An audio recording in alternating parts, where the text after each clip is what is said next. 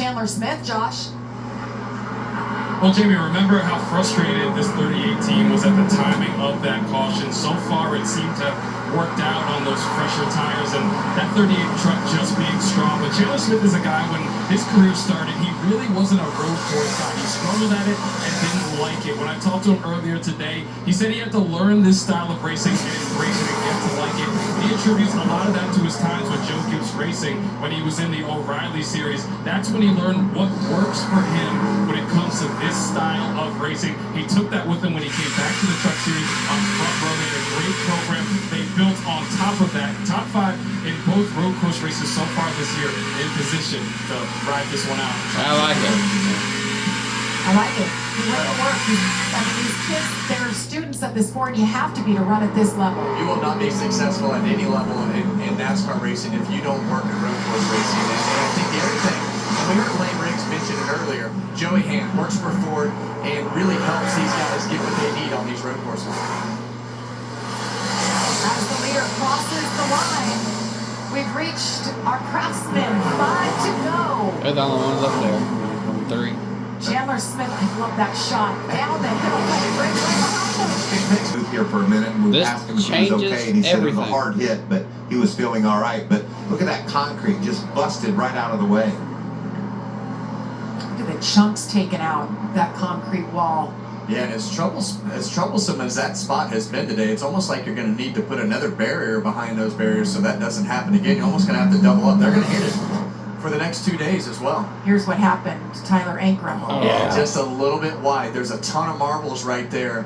They're not going off crazy turn fast 16, there, that but last they corner just on the racetrack. so If you get sharp. just a little bit offline right there, that's what's going to happen every time. And then Majeski, he was closing in on Majeski right here, as you can see, and you lose your line of sight a bit. He just hit that bump. Did you see that bump in the middle of the corner, Mike? And it got it offline. That's what we've seen so many of them do today, over that bump right there. Just you hit it wrong and it gets you offline. And there is no grip over there offline. Well, we also have to think about, we talked about NASCAR overtime. It's Mexico. The border's about 10 miles from here. Imperial Beach. You see any of the movies about Navy SEALs and them rolling in the sand and swimming? That's right out there on that beach. Hell Week, it all takes place right out there.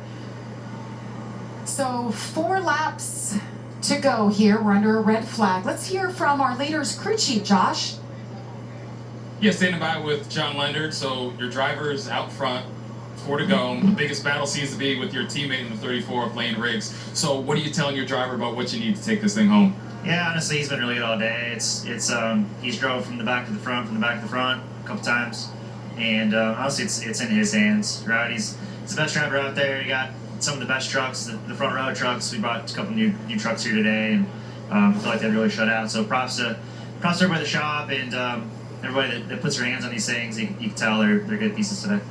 We'll let the rest of the way. Amanda? Hey, Josh, yeah, standing by next to Ron Hornaday. We got him down from the perch up there, and he said, why you want to talk to me? I said, you're a legend, and a legend that's been working with Landon Lewis since he was 11 years old. He started at the rear of this pack today from hitting the wall and qualifying, currently running up in the top 10. What will you say to Landon after this race? I can't say nothing other. He's doing a good job. We started from the back 2 or 3 times already, but the yellow flag's not playing in our standards, I should say. We pitted, put tires on. We're the ones that probably got the freshest tires, but the yellow is not helping. Everybody's going to make it on fuel. I thought everybody's going to at least have to pit one more time, but they're not. What would you be able to do with a track like this? I've been fortunate enough to go to Mexico and Japan and stuff like that, but to do something like this is pretty darn cool. This is, I like to see the pictures of the trucks next to the ship on the back straightaway and everything. It's just awesome for the Navy and our military to let us do this. It's pretty cool. And what's tomorrow? I don't know. Another day for me. I guess it's my birthday, they say, but we'll be flying, so it's all right. Maybe they'll have a birthday cake on the plane. I don't know. A legendary birthday at that, guys. Happy birthday, Ron Hornaday. You know a little something about that man right there. Kevin, you guys go way back. We do go way back. We raced on the West Coast together.